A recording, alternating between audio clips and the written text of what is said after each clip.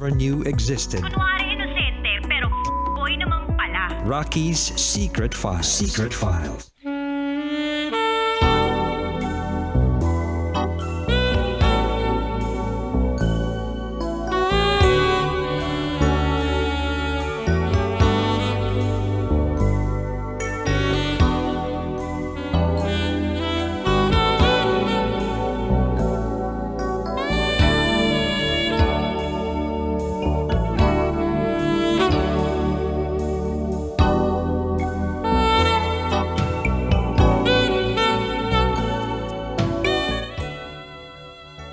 Kasama niyo pa rin si DJ Rocky and this is SPG as in Super Backner Secret File ng ating kabisyo na si Kyra.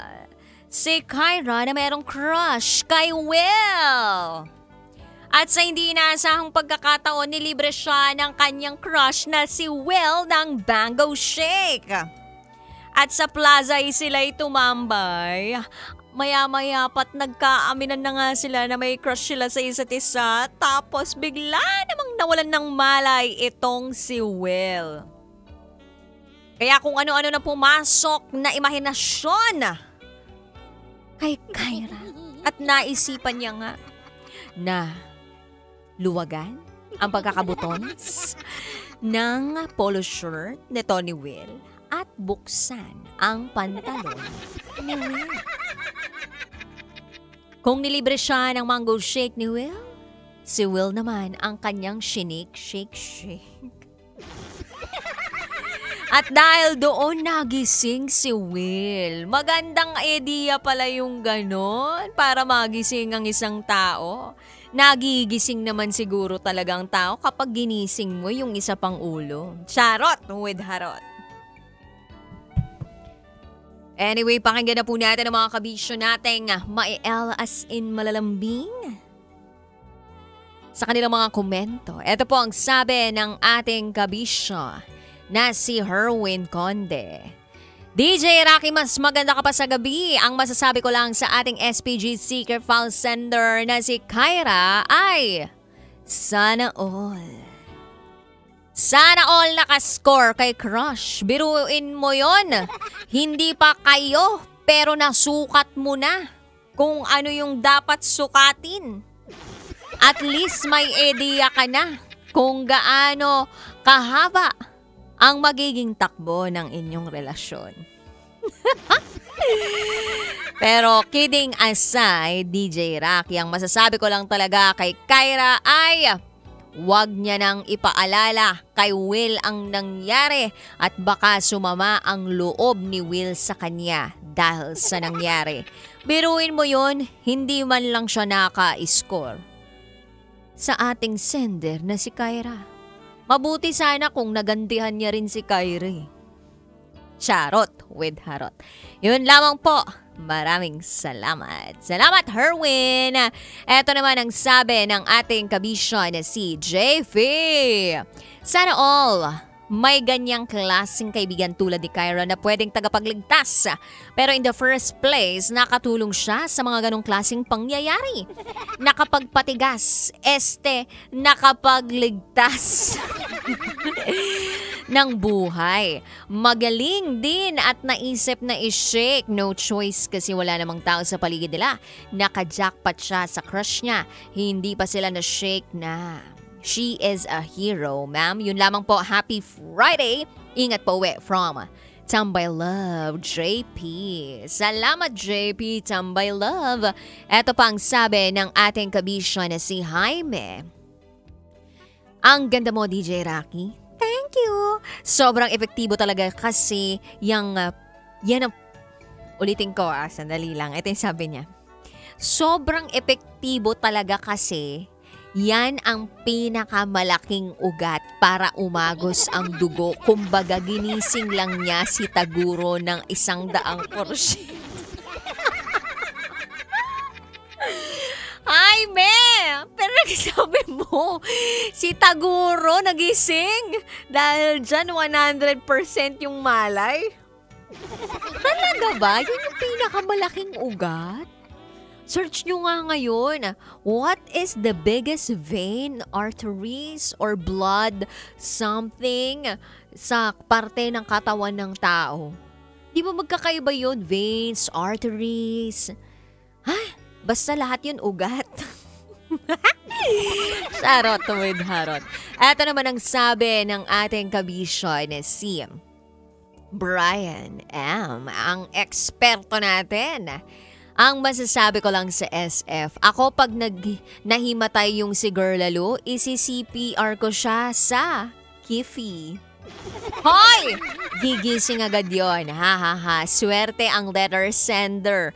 Good luck sa buhay-buhay. Yun lang ang masasabi ko, DJ Rocky. O talaga, Brian Mariano, dun mo talaga isi-CPR. Ibang bibig yun, huy! Eto naman po ang sabi ng ating kabisyo na si Jobert Vertudazo. Ganun pala yun. Ako naman nung third year high school ako, may girlfriend akong bigla na lang nawawala ng malay. Tuwing inaatake siya ng kanyang sakit. And every time na mangyayari yun, ako agad ang tatawagin ng teacher ko para hilutin sa puhon at dibdib.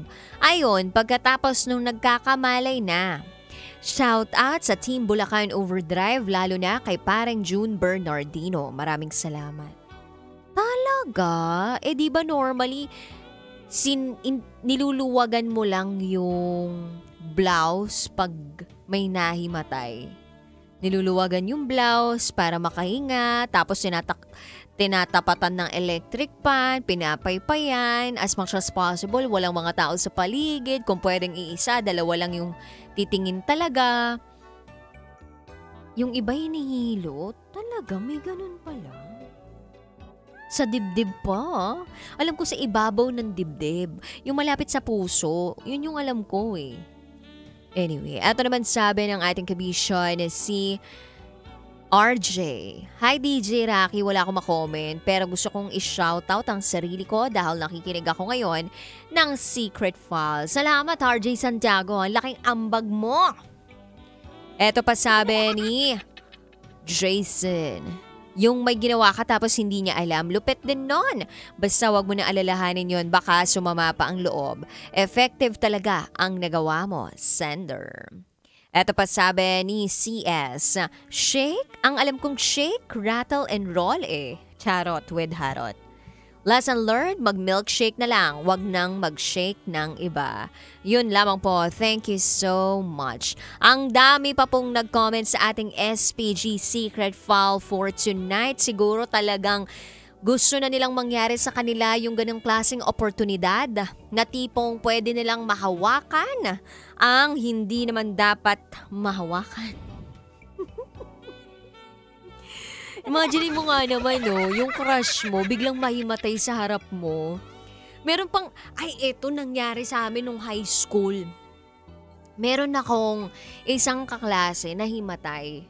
Tapos yung nahimatay siya, nakapalda siya. Tapos kitang-kita ko na habang buhat-buhat siya nung isa naming lalaking kaklase, hindi nasa po yung palda niya sa ilalim. Kaya ang nangyari, nakaladlad. Kitang-kita kung ano yung nandun sa looban ng palda. Walang shorts. Diba? Libreng silip, mga kababayan. Kaya mahalaga na preparado ka. Sa lahat ng pagkakataon.